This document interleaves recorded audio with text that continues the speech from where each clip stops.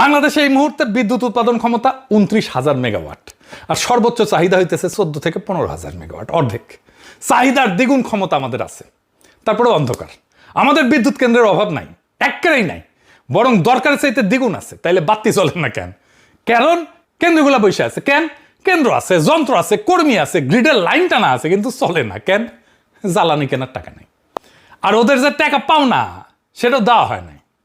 বিদ্যুৎ কেন্দ্রগুলোর কাছে সরকারের বকেয়া প্রায় 50,000 কোটি টাকা। এখন ভাবেন, আপনি এক দোকানে 5 বছর ধরে বাকিতে মাল নিলেন, এখন গিয়া কইতেছেন ভাই আরো মাল দেন। দোকানদার কি করবে? দিবে মাল? তো সংকটটা তো টাকার। কেন্দ্র বন্ধ থাকতেছে টাকার অভাবে, সোজা হিসাব।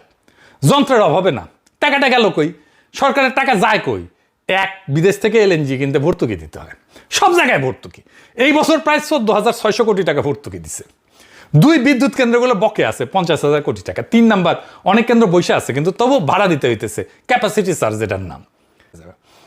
সরকারকে খদ্দেরের আসন থেকে সরায় দেন। ভোক্তা সরাসরি বিদ্যুৎ কিনবে বেসরকারি বিক্রেতার কাছ থেকে, উৎপাদকের কাছ থেকে। সরকার শুধু নিজের তার আর লাইনের ভাড়া নেবে। সরকার তখন ব্যবসায়ী না, সরকার তখন রাস্তার মালিক,